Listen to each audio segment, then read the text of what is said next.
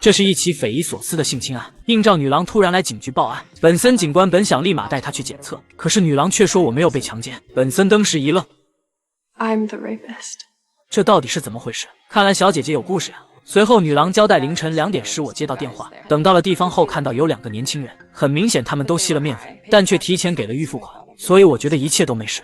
And you had sex with them? 既然你情我愿，期间还很礼貌地用了断子绝孙套，那么你所谓的强奸是怎么回事？小姐姐继续讲述，就在我要离开的时候，突然看到另一个房间里有一个老男人。What happened?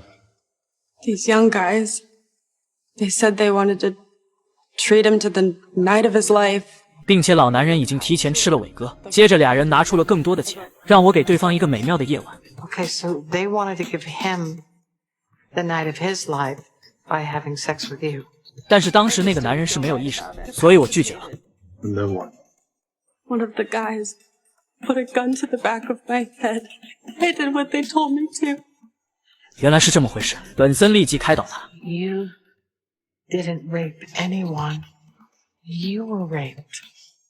于是警方把那2个年轻人断定为强奸犯。根据女郎的描述，他们来到了事发地点，却见到现场堪比猪窝，各种用品随意丢弃了一地。随后他们找到了一张便签，依据上面的地址，警察继而找到了皮肤科医生雷。可是雷医生只记得昨晚跟2个陌生人一起喝酒，然后发生的事就什么也不记得。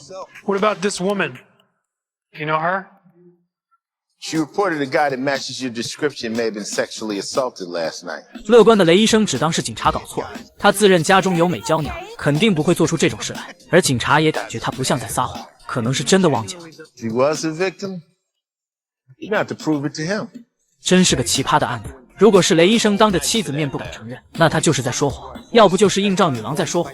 但显然不管怎么说，他们2个都是受害者。接着警方查了雷医生的微信消费记录，发现他昨晚竟然在超市挥霍了近2万元，还取走了几千块现金，正好 ATM 上有他的录像。I need Dr. Ray to ID these two guys. But he claims he doesn't remember anything from last night. In order to save his marriage? So how do we get him to cooperate? Dr. Goldberg's a victim. But so is Tess. Maybe we remind him of that?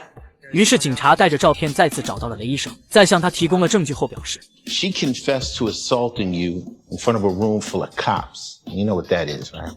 Rape 1. I wasn't raped.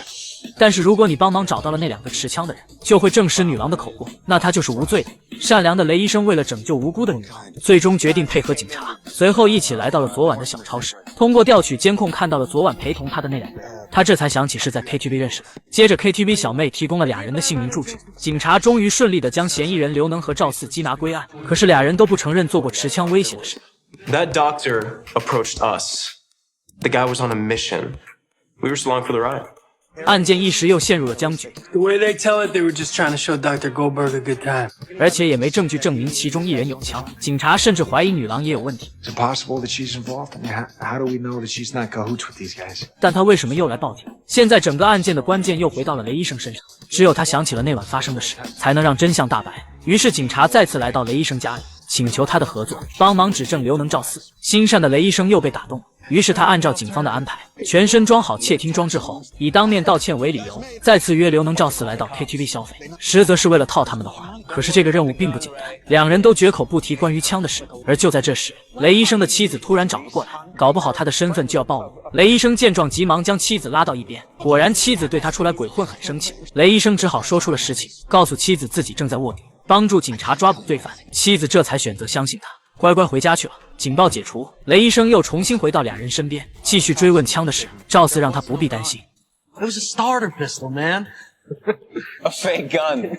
Just a prank. 等的就是这句话，这就算是认罪了。紧接着，警察就冲进来，重新逮捕了2人。随后，检察官先让刘能指证赵四，并且说，如果你这样做了，我可以只起诉你强奸未遂，顶多判3年。然后反过来又对赵四说，刘能已经指证你了，如果不认罪的话，将加重判刑。 结果最终2人互相指认，全部认罪，连庭审都省去了。 There's a fake gun. Yes, Tess, but that doesn't matter. It's still rape. They're both still gonna do time. How's that guy, the doctor, doing? I think he's gonna take it easy on the wild nights from now on.